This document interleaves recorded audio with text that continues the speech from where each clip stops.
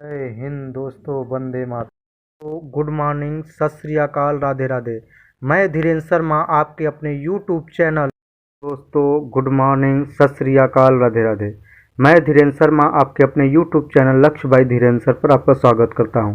जैसा आप लोगों को विदित होगा, आज हम लोग बीए सेकेंड सेमेस्टर के पार्ट नंबर 7 की बात कर रहे हैं, जिसमें से बहुत बेहद इंपॉर्टेंट प्रश्नों की आज बात की जाएगी। आज कुछ प्रश्नों से पहले कुछ फैक्ट क्वेश्चन को भी देख लेते हैं, जिसमें आय, रोजगार एवं उपभोग के बीच के संबंध को बताया जा रहा है। जिसमें पहला फैक्ट है आपका, आय में होने वाली वृद्धि के साथ साथ उपभोग में भी वृद्धि होती है। अर्थात कहने का मतलब होता है कि आय जब बढ़ती है तो आय जब बढ़ेगी तो उसका कुछ भाग उपभोग पर खर्च कर लिया जाएगा, अर्थात उपभोग भी बढ़ेगा। दूसरा फैक्ट है आपका, सैद्धांतिक रूप से आय शून्य हो सकती है परंतु उपभोग सदा धनात्मक हो सकता है, जैसा हमने संकेतांक रूप में भी लिखा है। कहने का तात्पर्य यह है कि जैसे लॉकडाउन में आप देखे होंगे कि अधिकांश लोगों की आय 9 के बराबर थी या शून्य थी, और लेकिन उनको अपनी आजीविका को चलाने के लिए कुछ न कुछ रुपए दाल, रोटी, चावल इत्यादि पर खर्च करना रहा होगा, अर्थात उपभोग कभी भी शून्य नहीं हो सकता, इसी को यह बता रहा है। अगला प्रश्न है, अगला फैक्ट है आपका, आय के एक निश्चित स्तर के पश्चात उपभोग में होने वाली वृद्धि आय में होने वाली वृद्धि से कम होने लगती है।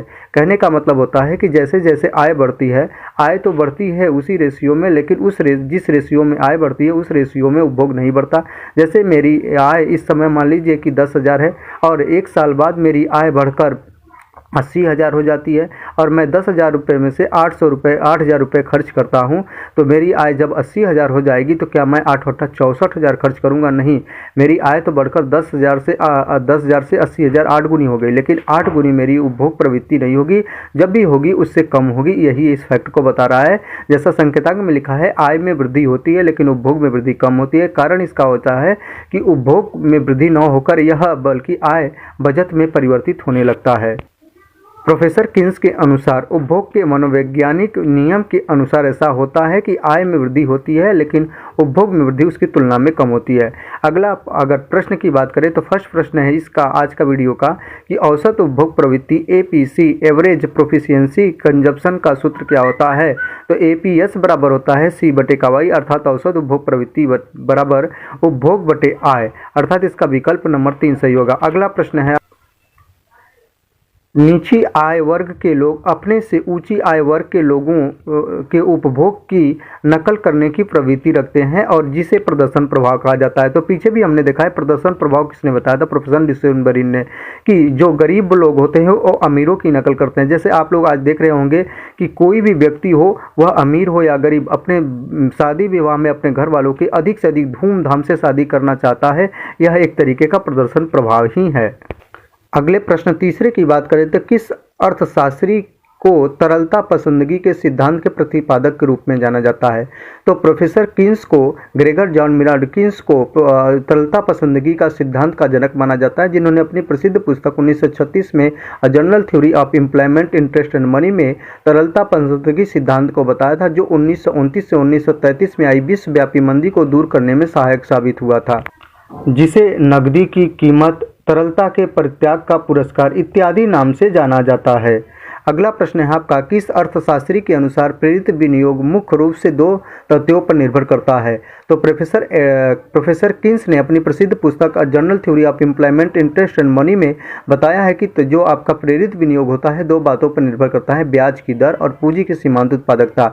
यदि ब्याज कम होगी तो विनियोग अधिक होगा और ब्याज कम होगी तो विनियोग कम होगा, क्योंकि उत्पादन अधिक होगा। इसको प्रभावित करता है उत्पादन को। अगला प्रश्न है आपका, पूंजी की सीमांत उत्पादकता MEC marginal efficiency of capital की धारणा का उपभोग सबसे पहले किस अर्थशास्त्री ने किया था? तो प्रोफेसर इरविंग फिशर ने 1930 ईस्वी में किया था। इसका विकल्प नंबर 5वें का 3 सही होगा। अगला प्रश्न है आपका, विनियोग की मात्रा में वृद्धि होने के साथ साथ MEC marginal efficiency of capital पूंजी की सीमांत उत्पादकता पर क्या प्रभाव पड़ता है? तो विनियोग की मात्रा में जैसे जैसे वृद्धि होती है आपका मार्जिनल एफिशिएंसी कैपिटल सीमांत पूंजी की सीमांत उत्पादकता घटती जाती है।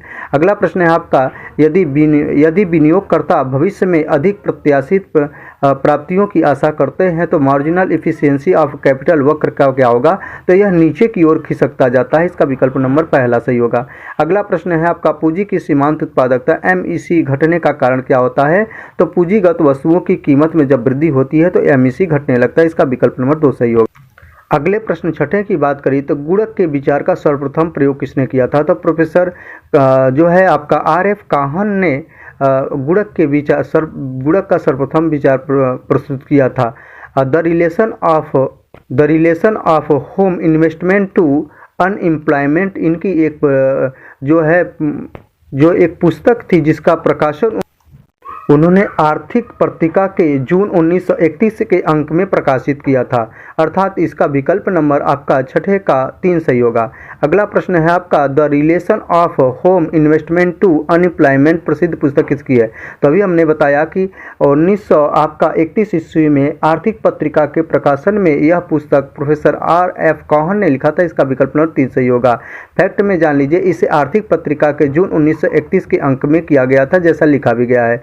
अगला प्रश्न है का, RF काहन का गुणक क्या कहलाता है? तो RF काहन का गुणक जो है रोजगार का गुणक कहलाता है। और आगे प्रोफेसर किन्स ने रोजगार के गुणक के आधार पर विनियोग गुणक का सिद्धांत दिया था। तो आपको यह भी जानना चाहिए कि रोजगार का गुणक RF काहन का है, जबकि विनियोग का गुणक प्रोफेसर ग्रिगर्ड डायमंड किन्स का है। अगला प्रश्न ही आ गया, किन्स का गुणक क्या कहलाता है? तो यह विनियोग का गुणक कहलाता है। अगला प्रश्न है आपका, किस अर्थशास्त्री का मानना था कि प्रारंभिक विनियोग के कारण आय में कई गुना वृद्धि हो जाती है? तो इसको बताया था आपका प्रोफेसर किन्स ने। अगला प्रश्न है आपका, गुणक के का सही सूत्र क्या होता है? तो इसका होता है K बराबर डेल्टा y अपॉन डेल्टा आई। अर्थात गुणक बराबर होता है आय में हुई मात्रात्मक वृद्धि बटे उपभोग में हुई मात्रात्मक वृद्धि।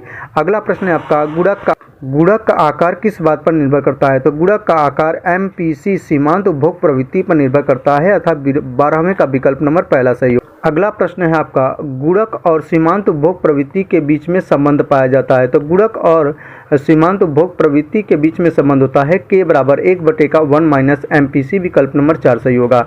अगला प्रश्न है आपका, गुणक और सीमांत बचत प्रवृत्ति के बीच संबंध पाया जाता है। तो K बराबर 1/MPS। ये फैक्ट क्वेश्चन है, आप इसको देख लीजिए। इसका विकल्प नंबर 3 सही होगा। आगे फैक्ट की बात करें तो सीमांत उपभोग प्रवृत्ति MPC तथा गुणक K की मात्रा में सीधा एवं प्रत्यक्ष संबंध पाया जाता है। तो इन सब बातों को आप ध्यान रखें। अगला फैक्ट है आपका, सीमांत बचत प्रवृत्ति MPS तथा गुणक K में उल्टा संबंध होता है, अर्थात विपरीत संबंध पाया जाता है। अगला प्रश्न है आपका, सीमांत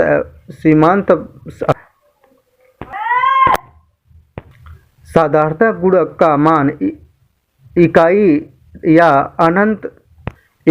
अनंत नहीं होता, प्रायः यह 1 और अनंत के बीच होता है।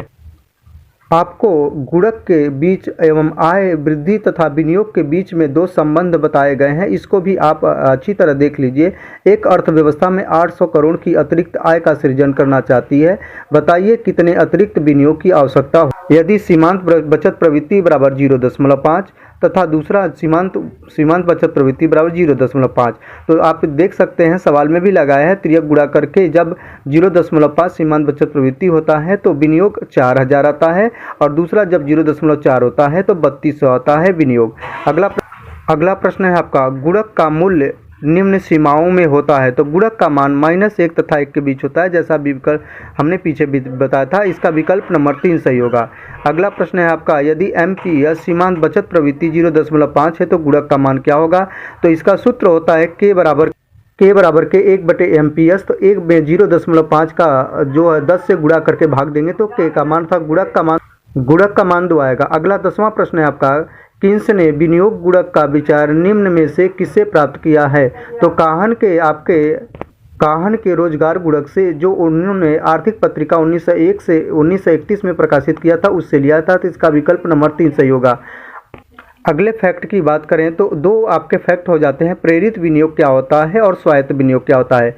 तो प्रेरित विनियोग का मतलब होता है कि जब अर्थव्यवस्था में मांग में वृद्धि होती है तो जो विनियोग किया जाता है उसे प्रेरित विनियोग कहते हैं, जबकि स्वायत्त विनियोग का अर्थ होता है कि जब सरकार आपका किसी लोकहित या सामाजिक सेवा को ध्यान में रखकर जो निवेश करती है उसे स्वतंत्र निवेश या स्वायत्त निवेश कहा जाता है। आप इसको अच्छी तरह से अपने से भी पढ़ सकते हैं।